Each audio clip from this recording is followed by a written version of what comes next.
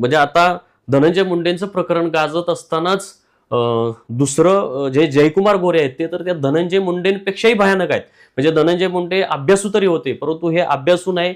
हा माणूस संविधान विरोधी आहे जयकुमार गोरे.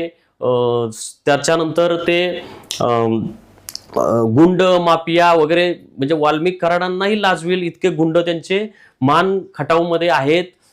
ते धमक्यात येतात. मलाही आता म्हणजे हा व्हिडिओ शूट करायच्या अगोदर 5 मिनिटापूर्वी एका त्यांच्या समर्थकांचा तुडवून मारेन, जिवे मारेन, मुख्यमंत्री देवेंद्र फडणवीसांच्या तिथं तू थांब, तुला तिथं येऊन मारतो, तुला घरात घुसून मारतो, अतिशय अर्वच्या भाषेत शिवीगाळ केलेली आहे. आणि माझं सोडा, मी पत्रकार आहे, आम्हाला आवाज आहे, आम्ही आवाज उठवू शकतो, पण सामान्य जनतेने जायचं कुठं?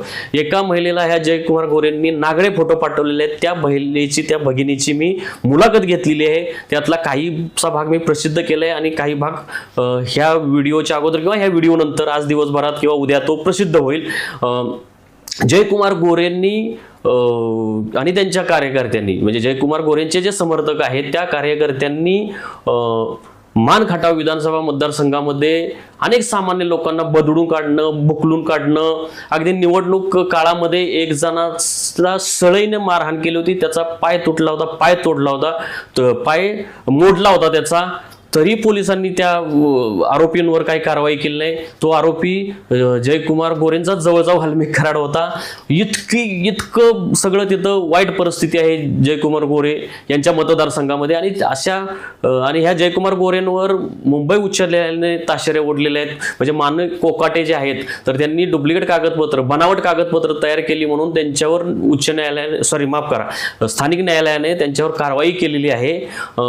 परंतु जयकुमार गोरेंनी तर त्याच्यापेक्षाही जास्त बनावट कागदपत्र हे केलेले आहेत, बनवलेली आहेत, आणि मृत लोकांच्या नावावर सरकारी अनुदान हडपलेलं आहे.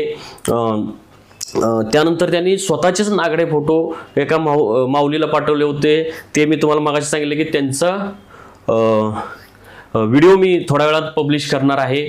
म्हणजे जर धनंजय मुंडेंना जर जो न्याय लावला जातो की धनंजय मुंडेंच्या मतदारसंघात गुंडगिरी आहे, लोकांना मारहाण केली जाते, म्हणून त्यांचा राजीनामा घेतला जात असेल, तर मग जयकुमार गोरेंचा का राजीनामा घेतला जात नाही? जयकुमार गोरेंना सुद्धा राजीनामा घ्यायला हवा, कारण धनंजय मुंडेंपेक्षा भयानक परिस्थिती मान खटावमध्ये आहे.